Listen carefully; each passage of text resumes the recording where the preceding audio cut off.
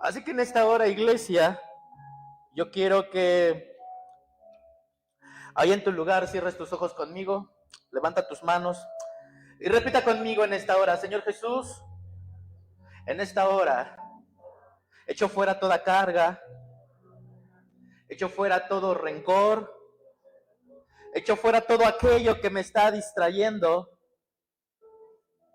en el nombre de Jesús. Abro mi boca, abro mis labios para lo que tú quieres decirme, Señor, en el nombre de Jesús. Amén. ¿Cuántos se pueden darle un aplauso al Señor en esta hora? Amén. El día de hoy, iglesia, yo tengo una palabra para ti. ¿Cuántos saben que hay poder en la sangre de Cristo? Hay poder en la sangre de Cristo, iglesia, y hay que conocerlo y hay que saberlo. Para esto, iglesia, yo te quiero decir que Dios nuestro Señor nos ha declarado en su escritura en numerosos versos el poder de la sangre. Cuando nosotros abrimos nuestra Biblia en el libro de Génesis, en el Antiguo Testamento, nos damos cuenta, iglesia, la importancia que tenía el derramamiento de sangre. La palabra de Dios nos enseña que el derramamiento de sangre para el perdón de pecados era necesario, pero no había sangre, no había sacrificio que pudiera cubrir el pecado de toda la humanidad y el pecado persistente en la humanidad. Por eso la Escritura nos habla y nos dice que tenía que haber un sacrificio continuo por los pecados. Tenía que haber un sacrificio continuo.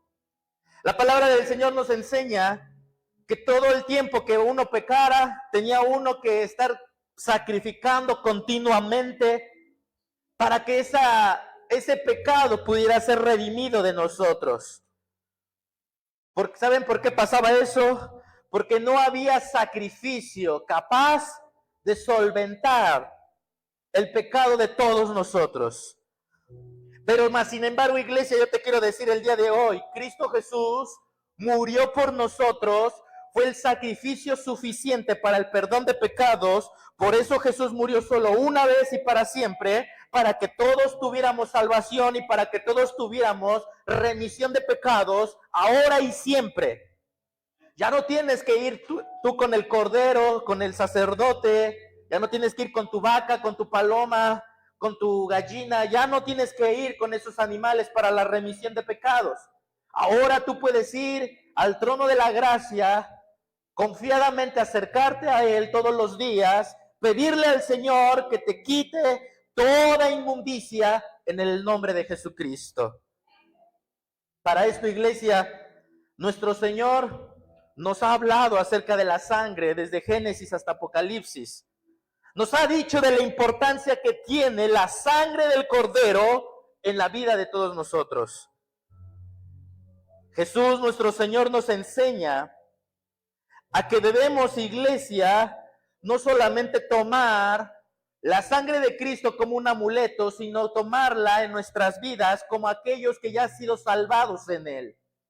Nosotros siendo ya salvos y siendo rociados con su presencia, rociados con su sangre, perdonados por sus pecados, entonces ahí es cuando tú obtienes ese favor del Señor. Para los que no saben, iglesia, la sangre tiene olor, tiene sabor. Cuando a alguien le sale sangre por la nariz o por la boca y la llega a probar, dice, ay, sabe como un tema ferroso, algo así como metálico. Cuando nosotros vemos en la palabra de Dios, también nos enseña que en la sangre está la vida de la persona o del animal. También nos enseña, iglesia, que en la sangre está también, iglesia, los nutrientes que se descomponen y producen el mal olor. En sí se dice que un cuerpo físico cuando muere, lo que hace que el cuerpo huela mal no es en sí la carne, sino es la sangre lo que produce que el cuerpo huela de esa manera. Pero el día de hoy yo te quiero decir algo, iglesia. ¿Cuántos saben que el olor de la sangre de Cristo no es un olor fétido, es un olor fragante? Es un olor, iglesia, que trae restauración. Es un olor que trae restitución. Es un olor que trae liberación. Es un olor que trae sanidad. Es un olor que trae sobre todas las cosas, iglesia, lo que nosotros necesitamos. Y cuando los demonios te ven y cuando huelen la sangre de Cristo en ti, es cuando saben que estás rociado con su sangre y no te pueden tocar. Algo que tenemos que aprender, iglesia, algo que tenemos que aprender es que las herramientas o aquellas cosas que Dios nos ha dado no son amuletos para que nosotras las llevemos como cristianos. ¿Qué es un amuleto? Un amuleto es una frase o un artefacto que tú le pones tu confianza y le das un cierto poder sobre algo en tu vida. Un ejemplo, a este celular yo le voy a dar el amuleto, yo le voy a dar el poder que cada vez que lo ponga así me va a dar suerte. Pero ¿cuántos saben, iglesia, que un artefacto por sí mismo no tiene poder? Un artefacto, un pedazo de madera, un pedazo de plástico, no tiene poder, iglesia, para darte suerte. No tiene poder para bendecirte, no tiene poder para liberarte, no tiene poder para sanarte. Por eso, iglesia, recordemos al rey Ezequías. El rey Ezequías, en un momento, cuando saca a la serpiente de bronce que Moisés había levantado para que el pueblo fuese sanado, dice la escritura que el pueblo se corrompió porque empezó a adorarla. Empezó a decir esa imagen de la serpiente, así como sanó a los que estaban muriendo en el desierto, así me va a sanar a mí. Pero el rey Ezequías le dice al pueblo, esto que están viendo no es nada menos que Nefustán. ¿Y qué significa Nefustán? Significa pedazo de bronce. Ezequías lo que le estaba diciendo al pueblo es, vean a este pedazo de bronce. Es un pedazo de bronce que no tiene poder sobre ustedes. No tiene poder sobre sus corazones. Y ustedes lo adoran como si tuviera poder. El pueblo de Israel y el pueblo de Dios hoy en día considera las herramientas y lo que Dios nos ha dado como amuletos. Recuerden lo que pasó con los hijos del sacerdote Elí en los tiempos de Samuel. Ellos eran corruptos. En el templo se comían la grosura que le pertenecía a Jehová, pero las cosas que le pertenecían a ellos la tiraban y se las daban a Jehová nuestro Dios. Eso le desagradaba al Señor. Se metían con las mujeres, menospreciaban la palabra. Pero ¿qué creen? Ellos decían, podemos vivir como sea, pero mientras llevemos el arca del pacto, nos va a proteger el Señor. Cuando llega la guerra, dice la escritura que ellos confiados llevan el arca. ¿Y qué pasó? Fueron asesinados, cayeron a filo de espada, porque la arca de la alianza, la presencia de Dios, no se lleva, iglesia, como un amuleto. La presencia de Dios se lleva en los hombros y se lleva como algo valoroso en nuestra vida. Hoy en día, ¿qué hacen los cristianos? No viven conforme al Señor, viven desobedientes, no se acercan al Señor, pero cuando escuchan ruidos en su casa, dicen, la sangre de Cristo tiene poder. Eso es amuleto. Si tú ya estás rociado con la sangre de Cristo al aceptar a Jesús. ¿Qué hacen también? No tengo dinero. Ábrete la Biblia en el Salmo 23 para que venga el dinero. Se escucha ahí a la llorona, ¿no? Y gritando. Ábrete en el Salmo 91 o en el Salmo 37 o 34. Y creen que por abrir la Biblia el demonio va a decir, ay, no me voy. Mi hermano, el diablo se sabe la Biblia al derecho y al revés y significa que entonces la puede leer. Entonces, ¿qué es lo que pasa, iglesia? Hoy la tradición popular nos enseña amuletos que nos sirven para ciertas cosas. ¿Qué te dicen? ¿Quieres bendecir tu casa? Vete a la villa, tráete una botella de agua bendita y rocíala. El agua bendita es bendecida por el Señor y como viene de una iglesia, al ponerla en tu casa, los muertos, el demonio y todo se va a ir. ¿Qué hacen hoy en día? muchos taxistas, muchos choferes que traen en su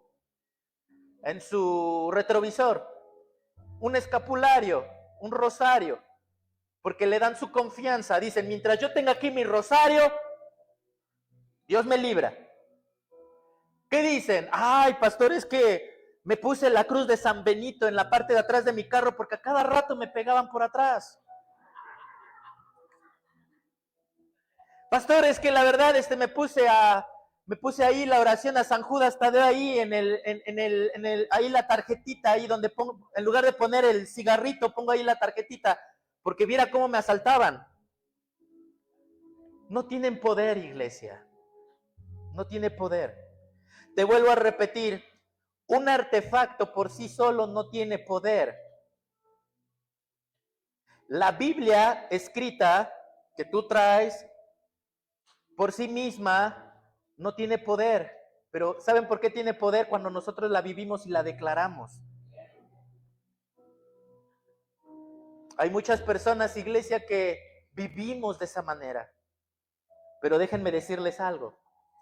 Cristo Jesús derramó su sangre para que nosotros pudiéramos tener lo que antes no podíamos tener. Jesús en el Getsemaní oró, sudó sangre, porque sabía, iglesia, que ese era el tiempo de partida entre nosotros. Para esto, iglesia, yo no te he dicho cómo se llama mi tema, ¿verdad? Pero yo lo he titulado El poder de la sangre, porque hay poder en la sangre de Cristo.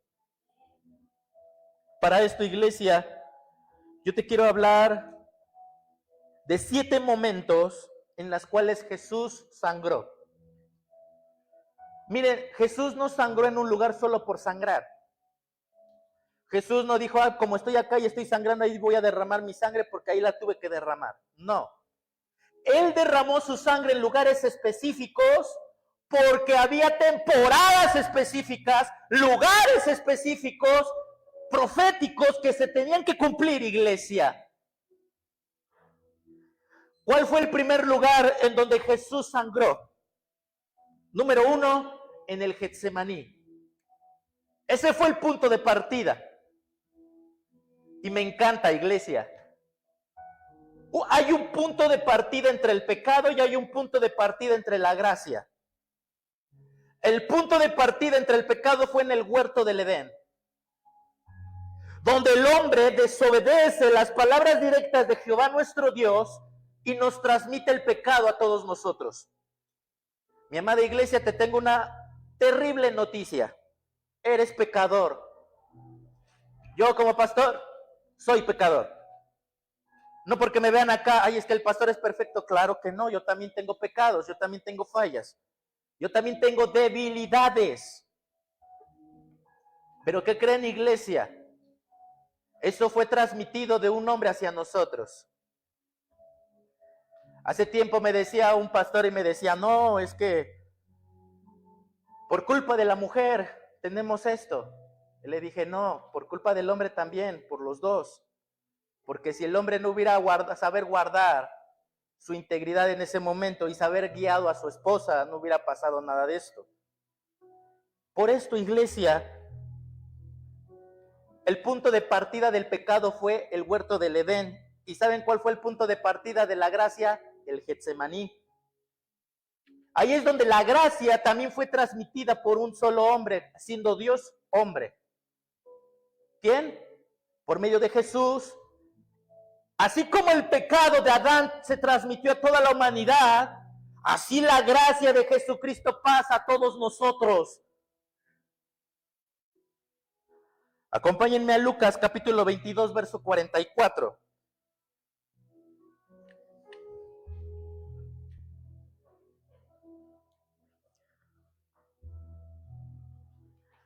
Lucas capítulo 22, verso 44. Cuando ya lo tenga me da un fuerte amén.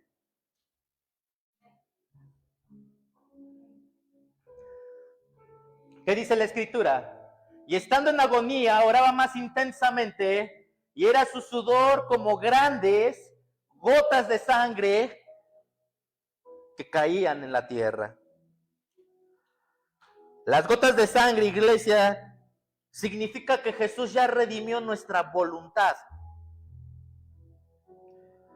Porque en el punto de partida del pecado, donde Adán dijo, mi voluntad, en el punto de partida de la gracia, Jesús dijo, hágase su voluntad y no la mía. Fue en el momento que estaba orando y sudando sangre cuando él clamaba y decía, Padre, no se haga mi voluntad sino la tuya. Si es posible, pasa de mí esta copa. Pero si no, no se haga mi voluntad sino la tuya. ¿Qué le estaba diciendo Cristo? Tu voluntad es lo más importante. Por eso en Lucas 22:44 nos enseña que a través del sudor en el Getsemaní, Él estaba sanando la voluntad del hombre. Él estaba sanando esa parte de nuestra vida a través de haciendo su voluntad. Y eso es lo que tenemos que aprender como iglesia. Debemos ir y decirle, Padre, ya no soy yo, mas eres tú en mí. Padre, no es mi voluntad, sino es la tuya. Padre, ayúdame a cumplir tu voluntad. Padre, quiero ser un instrumento de tu voluntad. Padre, quiero ser ese mover de tu voluntad. En el nombre de Jesucristo. ¿Cuántos de acá quieren hacer la voluntad de Dios? Y yo lo creo, iglesia. En el segundo lugar donde Jesús derramó su sangre fue en la flagelación.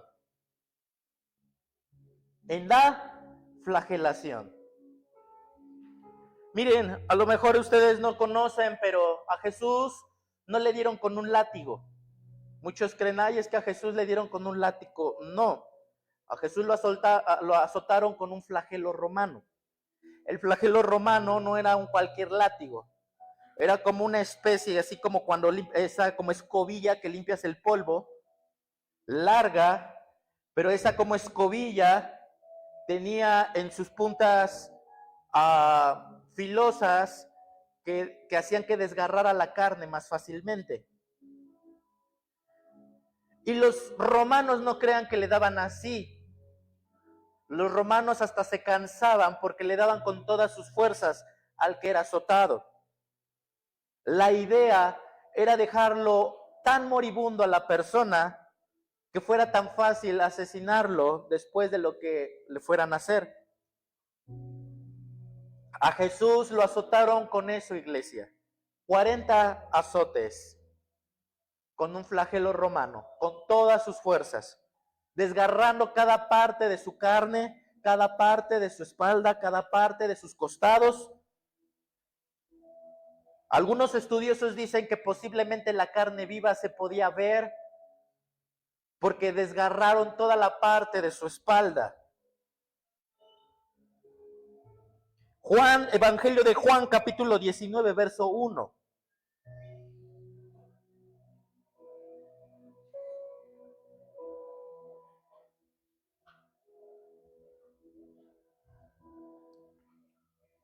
Así que entonces tomó Pilato a Jesús y ¿qué le hizo? La flagelación, la espalda desgarrada, significa que Jesús redimió nuestra sanidad. Isaías 53:5 dice la escritura, por sus heridas fuimos nosotros curados. O sea, que quiere decir que por esa espalda desgarrada, por cada azote que le dieron a él en la espalda, está cada enfermedad de nuestras vidas.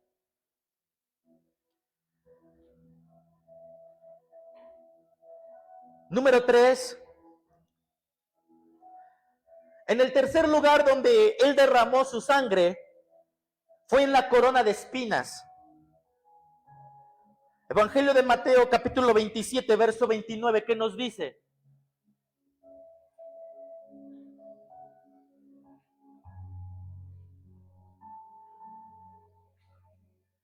Y pusieron sobre su cabeza una corona tejida de espinas y una caña en su mano derecha, e hincando la rodilla delante de él, le escarnecían.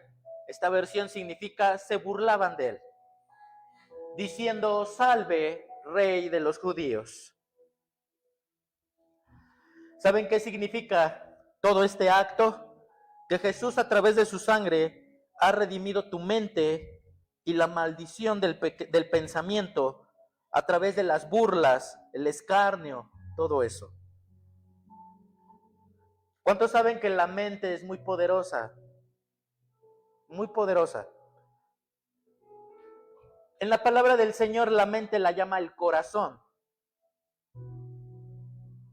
A mí me llama mucho la atención porque cuando dice la escritura corazón, nosotros nos vamos a emociones o nos vamos más al órgano físico, pero no es así. La palabra de Dios cuando menciona corazón se está refiriendo a la mente. De la abundancia de la mente habla la boca. Todo lo que te has metido en tus pensamientos es lo que estás soltando. La mente es lo que da vida o da muerte a nuestros actos. Sobre toda cosa guardada, guarda tu mente, porque de ella mana la vida. Por eso, iglesia, nosotros lo vemos con el apóstol Pablo. En todo lo que es bueno, en todo lo agradable, en todo lo que tiene virtud, en esto pensar. Eclesiastés nos habla y nos dice el predicador que el corazón de los necios está en el lado izquierdo y que el corazón de los nobles está en el lado derecho. Cuando tú te pones a analizar este versículo, lo primero que haces es sentirte dónde tienes el corazón. Ah, caray, soy necio porque siento las palpitaciones en el lado izquierdo. Y nadie se lo siente en el derecho. Eso no se refiere a eso. ¿Sabían ustedes que si se refiere al corazón con la mente, está hablando del cerebro? Y cuando ustedes ven clínicamente, el hemisferio izquierdo es la razón y el hemisferio derecho son las emociones. Entonces, la necedad, ¿dónde está? En aquel que todo lo quiere razonar, en el lado izquierdo.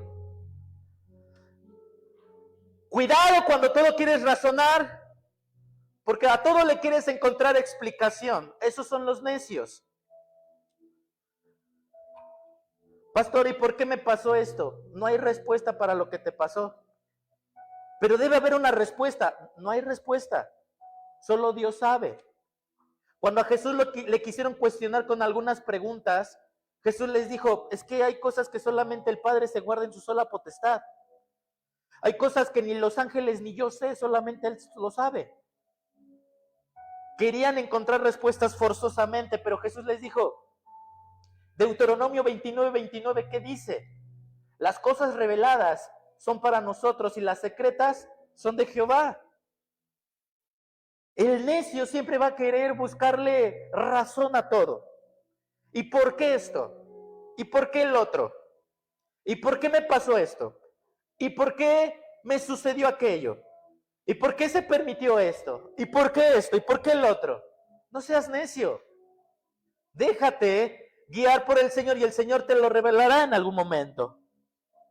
Pero la corona de espinas, iglesia, refleja que todo lo malo que tenemos en la mente, a través de la sangre del Cordero, somos sanados. Algo que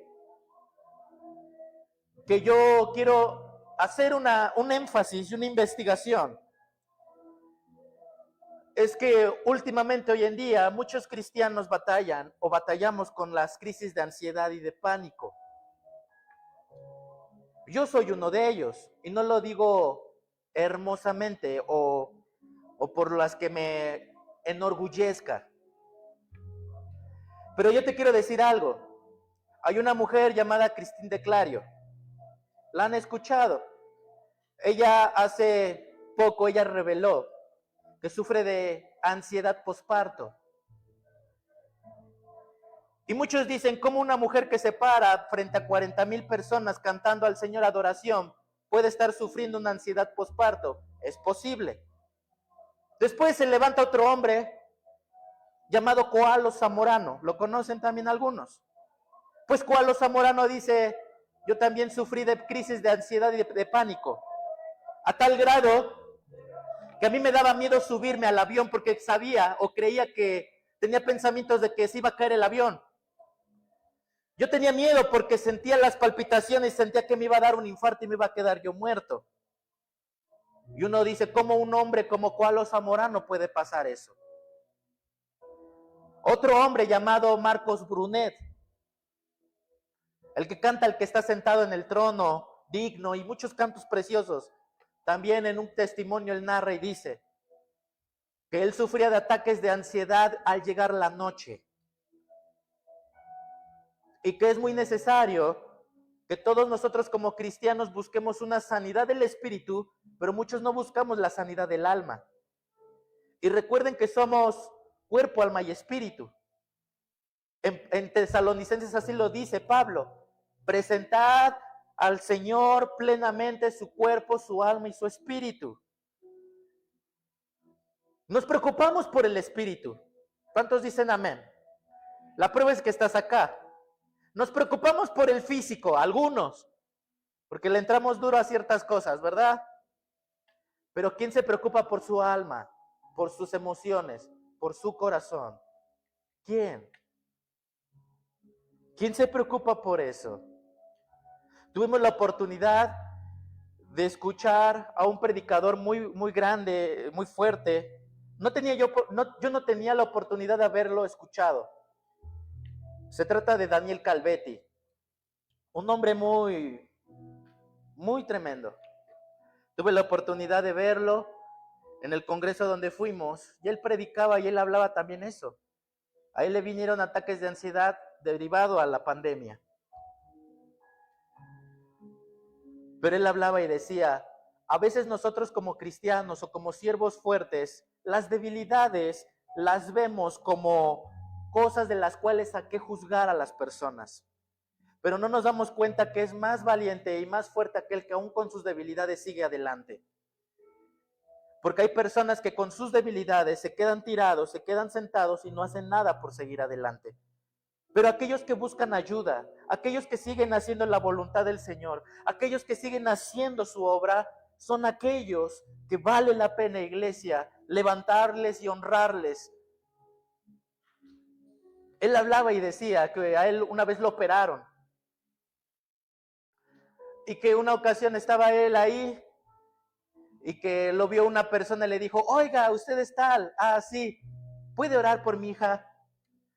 Y él dice, pues ¿cómo voy a orar si apenas me sacaron la vesícula, estoy mal? Pero bueno, voy y oré por esa persona. Porque de eso se trata, iglesia. Hay veces que nosotros nos limitamos. Yo no oro por tal persona porque ¿cómo voy a orar por esa persona enferma si yo también estoy enfermo? ¿Cómo voy a orar por esa persona que tiene ansiedad si yo también tengo ansiedad? ¿Cómo voy a orar por esa persona que está así si yo también estoy así? Y yo siempre les digo, y es tu poder y eres tú el que va a hacer las cosas, es la sangre de Cristo y su poder de Dios orando a través de ti.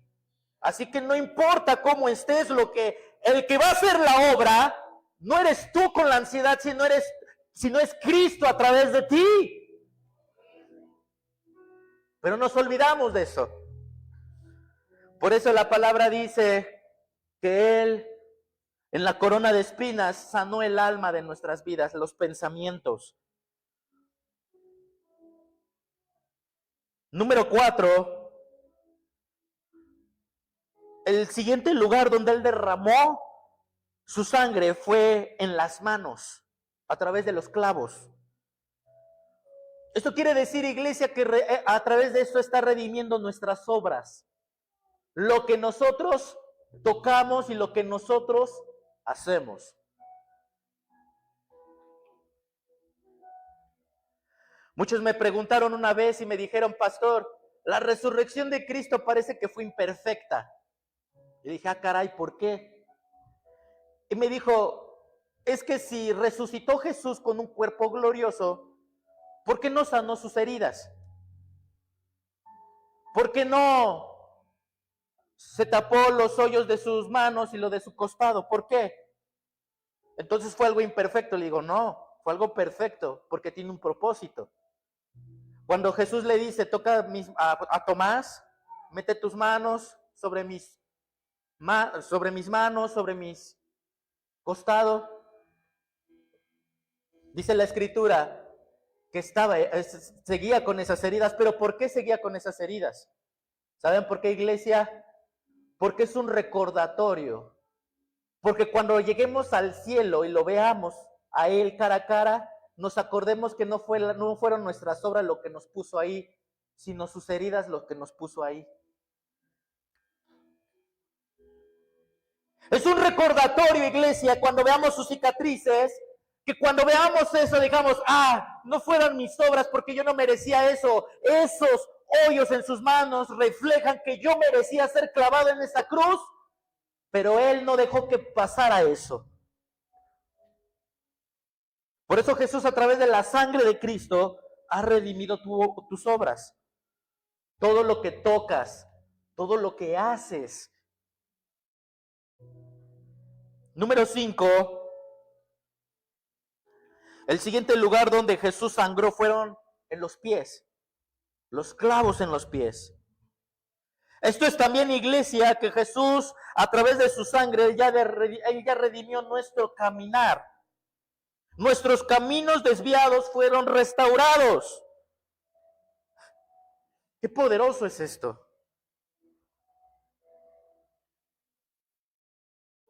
Cada obra, iglesia, cada lugar que pisas, ahí está contigo Jesucristo y su obra contigo. Donde quiera que vas, donde quiera que vayas, donde quiera que hagas, ahí va a estar Jesús contigo. Debemos creerlo. Debemos creerlo. Siguiente lugar donde Jesús sangró, su costado. El costado traspasado. Juan capítulo 19, verso 34.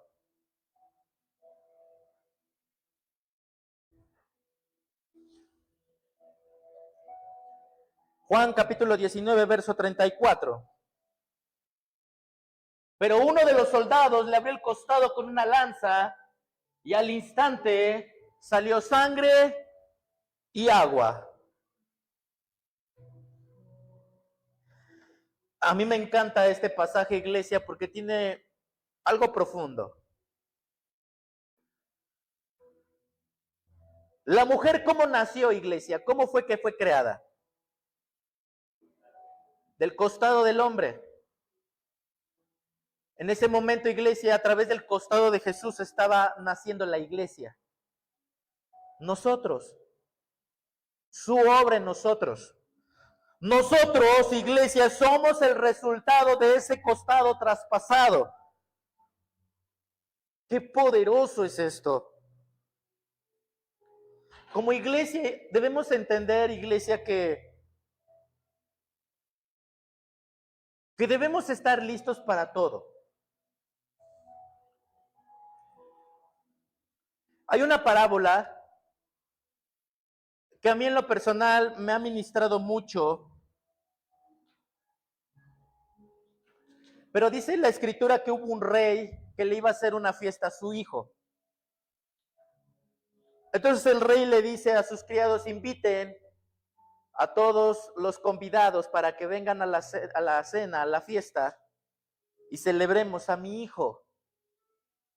Dice la escritura que llegaron con los convidados, con los invitados, pero ¿qué creen que hicieron cada uno de ellos? Se negaron. Dijeron, yo no puedo, porque tengo que trabajar. No, yo no puedo porque tengo que hacer esto y tengo que hacer el otro. Incluso esta parábola narra que hubo algunas personas que mataron a los criados porque se enojaron, a los mensajeros. Al llegar con el rey le dicen, mi rey, ninguno quiere venir. Pues el rey se enojó y dijo, vayan e inviten a los cojos, a los ciegos, a los sordos, a los vagabundos, a todos los que encuentren, invítenlos, que degusten a buenos y a malos, lo dice así. Pero eso no es lo que a mí me llama tanto la atención. Lo que me llama la atención es que efectivamente fueron invitados los cojos, los ciegos, los sordos, los buenos y los malos. Pero lo que me llama la atención es que después que son invitados, el rey llega y encuentra a algunos que no están vestidos de boda y los saca como alguien, como diciendo, ¿tú qué haces aquí? Uno se pregunta y dice, pues qué gran incongruencia. Si el mismo rey dijo que invitaran a los cojos, a los ciegos y a los sordos, les pregunto algo. Ahorita vamos a casar a alguien. ¿Quién viene preparado como vestimenta de boda ahorita? Nadie. ¿Sí o no? Si ahorita les dijéramos así de sorpresa, vamos a casar a alguien aquí, ustedes dirían, pues no vengo preparada, no vengo preparado. Como que ese acto que el rey hizo fue como que un acto injusto, ¿no lo creen? Pareciera. Porque dice uno, bueno, se invitó a ciegos, cojos y buenos y malos, y viene y no los encuentra vestidos de bodas, ¿por qué los saca? ¿Saben por qué, iglesia? Porque en primera, los sordos, los ciegos y todos ellos somos nosotros. Porque gracias al pueblo de Israel que no aceptó a Jesucristo, nosotros fuimos injertados ahí. Gracias a su rechazo, a su dureza de corazón, nosotros existimos. Porque el pan de los hijos que no quisieron se los dieron a nosotros. Jesús, ¿a quién fue primero? ¿A los gentiles o a los judíos? A los judíos. Incluso hay un pasaje donde Jesús le habla muy fuertemente a una mujer, pero Jesús la estaba probando. Yo te pregunto una cosa. Cuando Jesús dice que llega una mujer fenicia, le dice, mi Señor, tengo una hija que está endemoniada, libérala. ¿Y qué creen que le dice Jesús? Le dice, mujer, no es bueno darle el pan de los hijos a los perrillos. Yo te pregunto algo, ¿tú cómo te sentirías si te dijeran así? ¿Tú cómo te sentirías que llegaras entrando por esa puerta en la iglesia y me dijeras, pastor, ore por mí, y yo te dijera, no es bueno darle el pan de los hijos a una perra o a un perro? ¿Tú qué te sentirías? Te indignarías. Tú dirías, ¿a qué le pasa? ¿Por qué me habla así? ¿Sí o no? Jesús se lo dijo a la mujer, no es bueno darle el pan de los hijos a los perrillos, como le dijo. Pero más sin embargo, ¿qué hizo la mujer? En esa indignación ella dijo, sí, Señor, pero aún los perrillos comen de las sobras de los panes de los hijos que comen en las mesas y se les cae.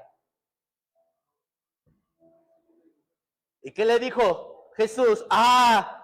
Bien has dicho, y de cierto te digo que no he encontrado una fe tan grande como la tuya. Vete a tu casa porque tu hija ya fue sana.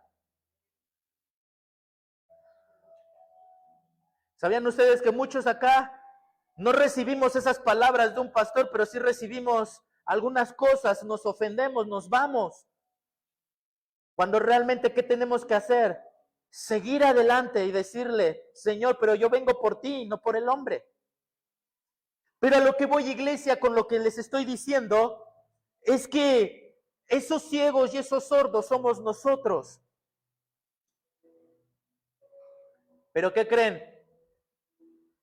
A pesar de ser ciegos y sordos, debemos andar vestidos de bodas siempre. ¿Saben por qué? Porque a pesar de que fueron invitados los sordos, los buenos y los malos, hubo un detalle. Hubo algunos que dijeron, voy porque me están invitando. ¿Eso cómo se les habla? A los cristianos que hoy en día vienen y menosprecian la iglesia, la palabra de Dios. ¿Qué va a pasar con Jesús cuando regrese? ¿Cómo quiere encontrarnos? Vestidos de bodas para ir a la boda del Cordero y quedarnos ahí.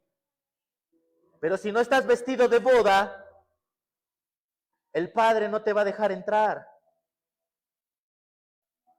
Qué poderoso es esto. Por eso como iglesia debemos estar preparados para todos, para todo.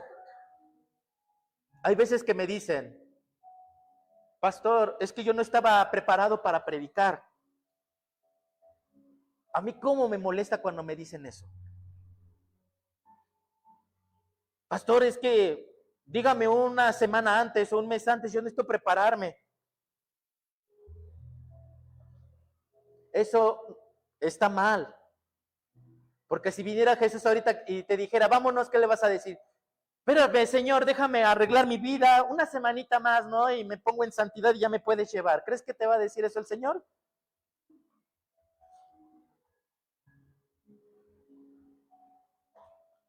Con los músicos y con la adoración es lo mismo. Tal canto, ay, pastor, pues si ni la hemos ensayado ni la conozco.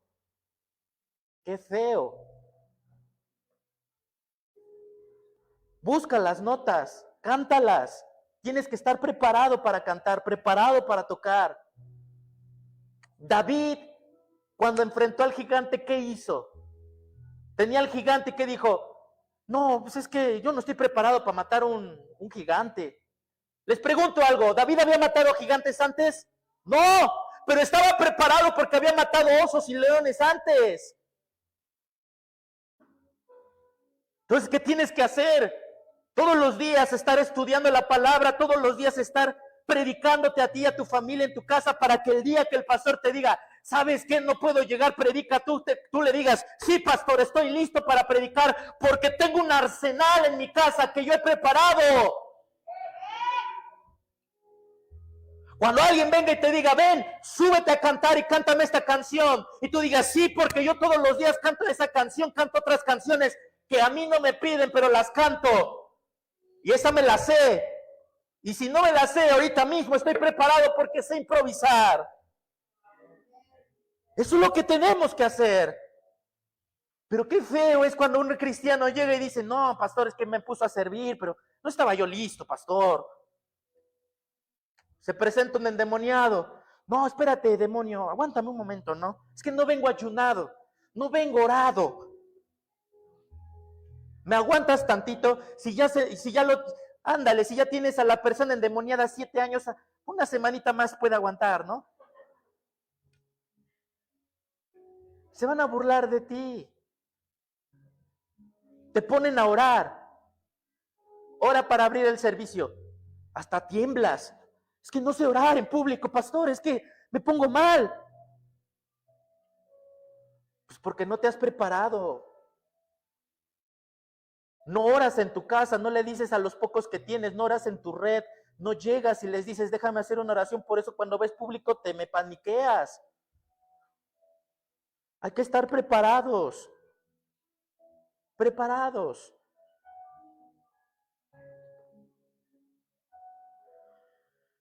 A mí cuando ha sucedido a veces, doy gracias a Dios por mis pastores, doy gracias a Dios pero ha habido ocasiones que ha habido emergencias en Orando en Punto. Si aún también, por ejemplo, mi amigo Javitas nos llega a ver en esta transmisión, ha pasado, el pastor Javitas, pero una ocasión me habla un jueves y me dice, pastor, ¿puedes estar mañana en Orando en Punto? Imagínense que yo le hubiera dicho, no, Javitas, ¿cómo crees? No, pues es que es muy pronto, pues me hubieras échame la mano, ¿no? Pues me hubieras, por eso se manda un rol, por eso avísame. ¿Cómo me hubiera yo visto? Mas sin embargo le dije, claro que sí, pastor, yo mañana estoy ahí. ¿Qué tema es el que hay que hablar? No, pues hay que hablar de este tema. Claro que sí, yo todos los días oro y ayuno, yo todos los días leo la escritura y sé cómo complementar ese tema. Mañana yo estoy ahí presente. Y al otro día a las 5:30 de la mañana, 5:15 de la mañana, nos levantamos, nos ponemos bien bellos y ahí para predicar. Porque tú no sabes, iglesia, hay que estar preparados. En el Congreso estuvimos ahí, se me acercaron muchísimas personas. ¿Qué palabra poderosa dan Orando en Punto? A la pastora, los vemos en Orando en Punto, nos encanta. Les voy a hacer algo, les voy a decir con sinceridad, eran personas que nunca había visto en mi vida.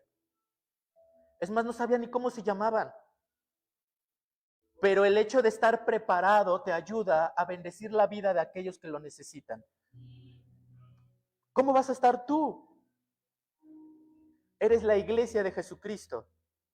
En un momento tuvimos a los huevos aquí, los escucharon. ¿Saben dónde se iban a poner? Aquí enfrentito. En la primera reunión. No lo supieron, pero los que estuvieron acá supieron eso.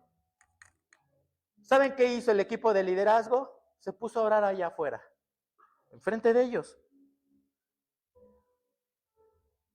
Claro, me distrajeron, ¿verdad? Pero estuvo bien lo que hicieron. Porque no esperaron a decir, ay, pues que ore el pastor. No, se pusieron a orar ahí. ¿Saben qué hicieron? Se pasaron para allá. No les funcionaba el audio, les volvió a funcionar y ya mejor se fueron.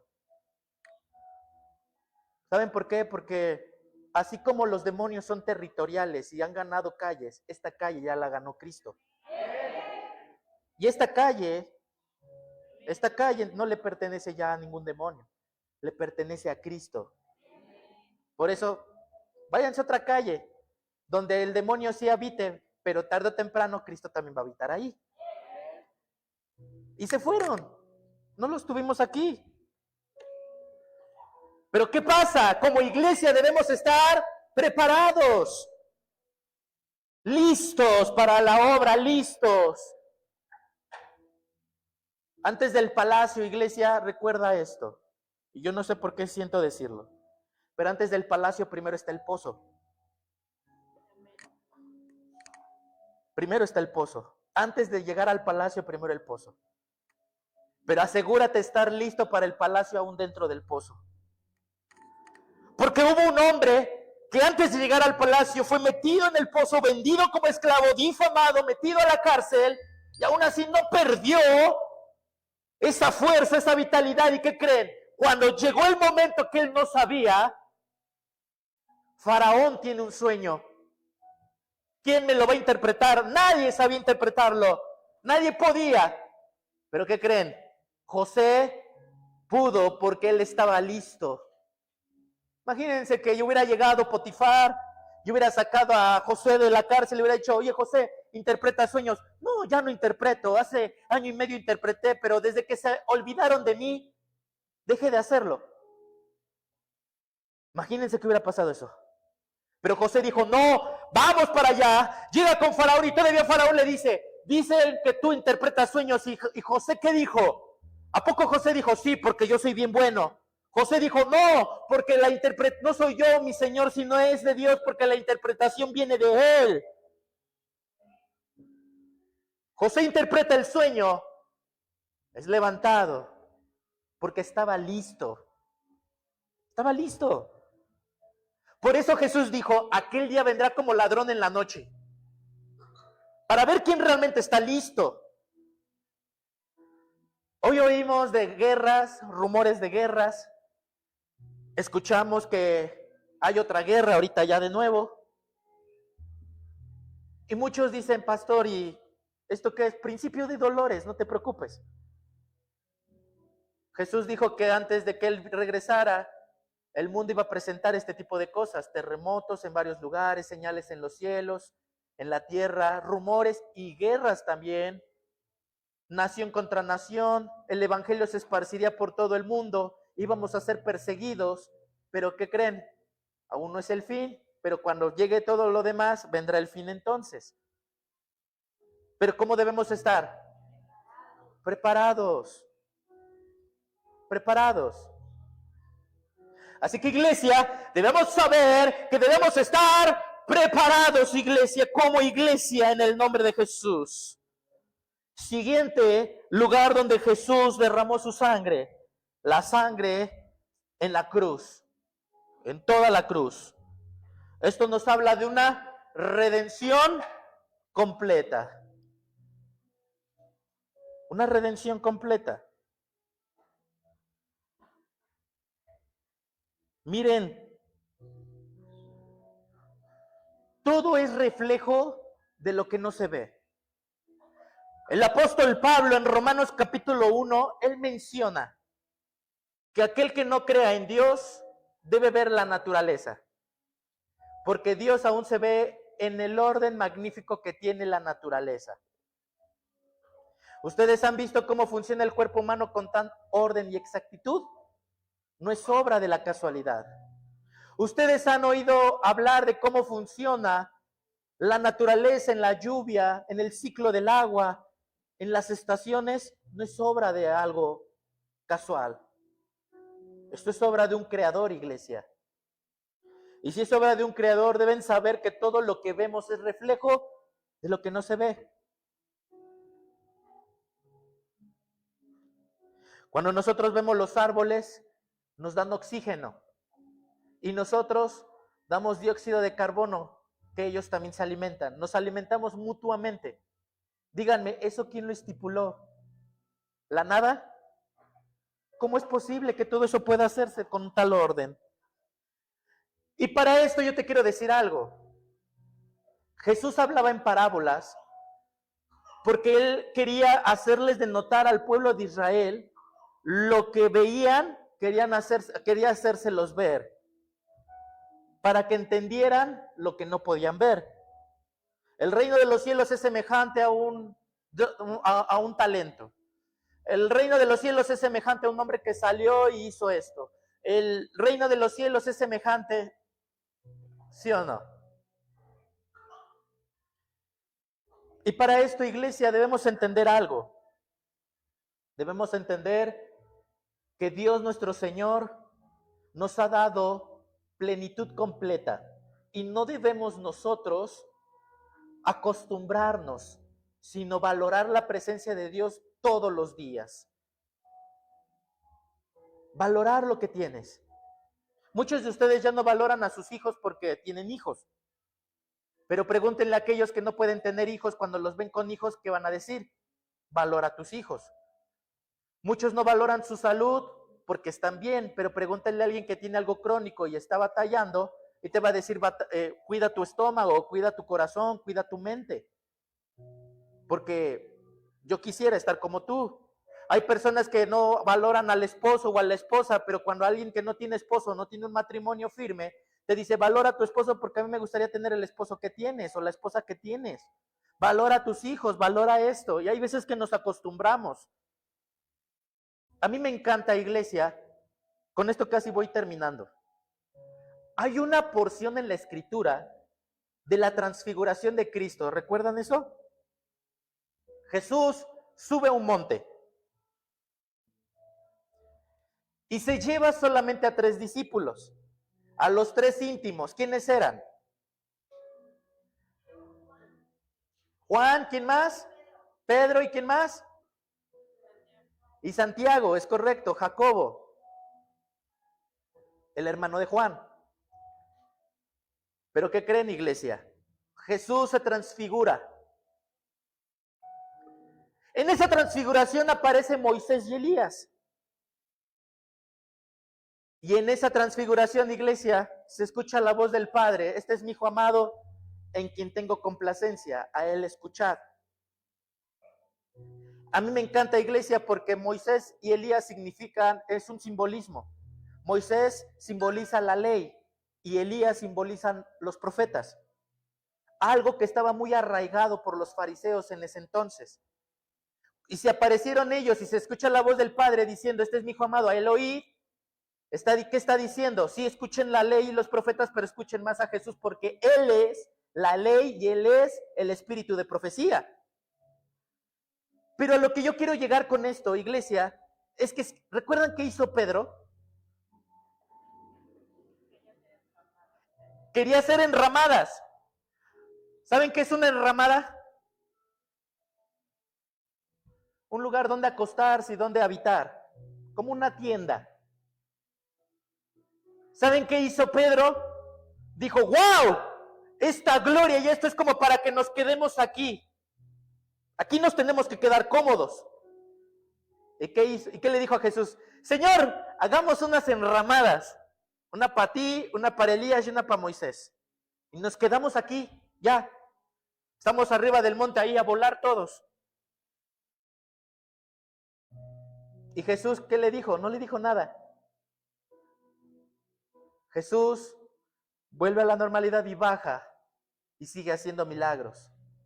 Mira, te pregunto algo, la gloria de Dios, y eso es muy hermosa en tu casa, es muy hermosa en la iglesia, pero no es para hacer enramadas y habitar ahí, es para llevar la gloria que has experimentado a los que la necesitan. ¿Qué hubiera pasado si Pedro, Santiago, Juan y Jesús y Moisés y Elías se hubieran quedado ahí a dormir y ahí ha quedado ahí a habitar? La obra de salvación no hubiera pasado, la iglesia no hubiera surgido y no estaríamos aquí. ¿Pero qué pasó?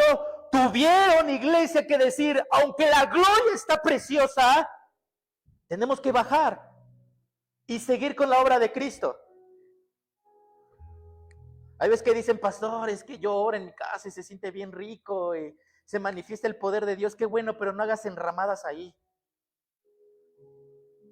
Una vez que termine esa gloria, que experimentaste, baja del monte y llévasela a quienes lo necesitan.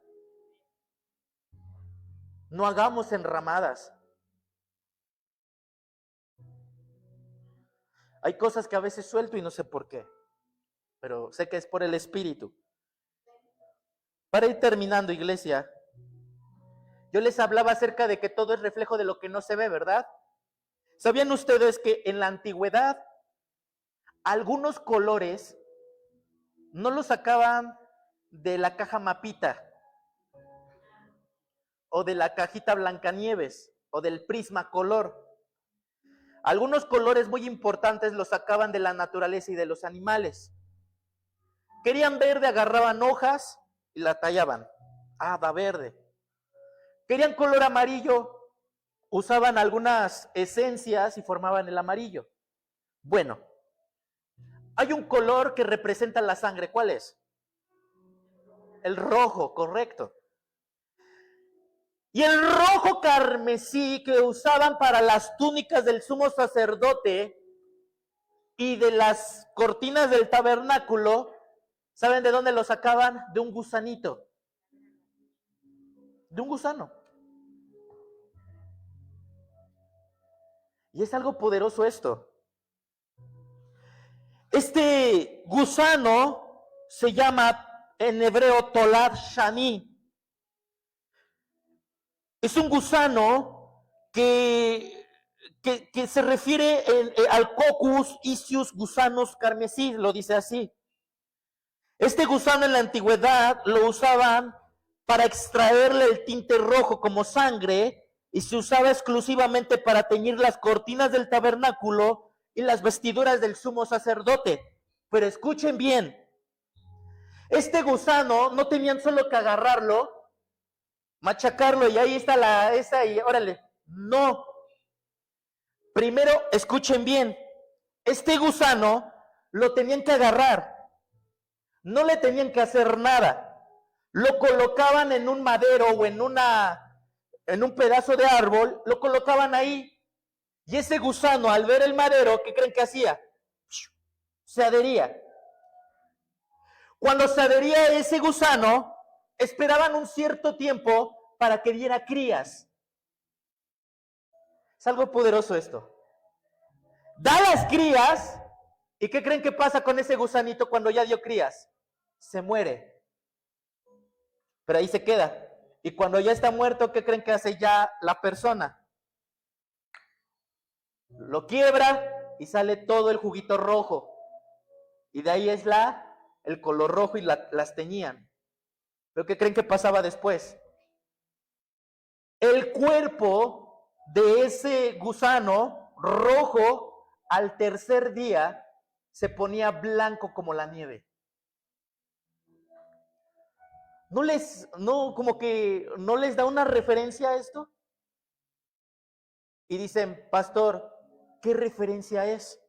¿Cuántos creen que los salmos son mesiánicos? Hay mucho salmo mesiánico. David, perdonen que lo diga de esta manera, pero como los chavos, David estaba en otra onda. Yo cuando veo a David, digo, David sabía cosas que nosotros no sabíamos. Salmos capítulo 22, verso 6. Salmos capítulo 22, verso 6. Uno de los salmos mesiánicos.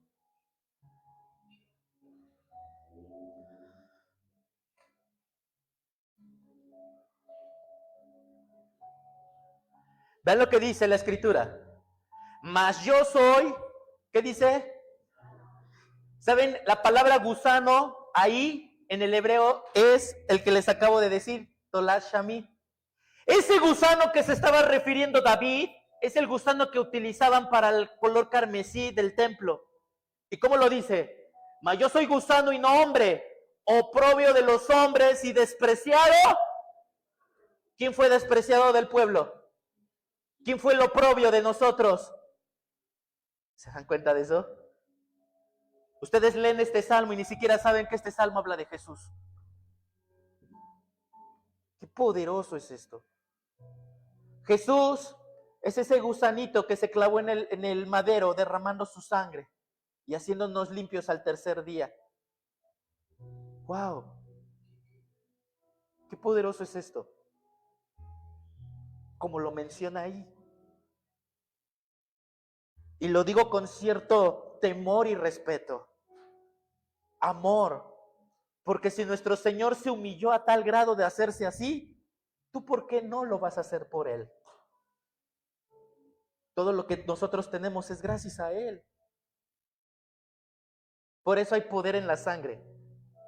Por eso los demonios no soportan la sangre de Cristo.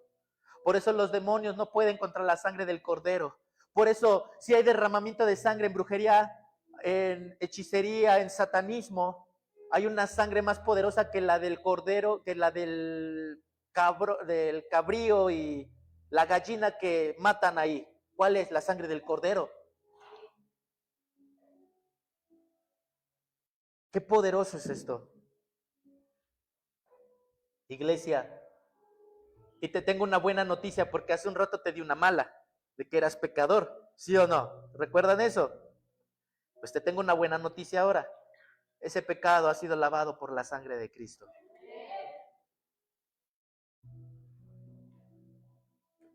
Así que en esta hora, iglesia, yo te voy a pedir que nos levantemos y oremos y demos gracias a Dios por esa sangre derramada en la cruz. Y declaremos la sangre de Cristo en nuestras vidas, no como un amuleto, sino como una declaración. Que podamos decir, yo soy sano por la sangre de Cristo. Yo soy restaurado por, yo tengo bendición por, yo tengo salvación por, yo tengo restauración por, yo tengo protección por. Eso no es un amuleto, eso es una declaración de fe. Y vamos a hacerlo el día de hoy. Así que ahí en tu lugar levanta tus manos y bendecimos a los que nos vieron en redes sociales. Hay poder en la sangre, hay poder en la sangre. Bendiciones. Levanta tus manos.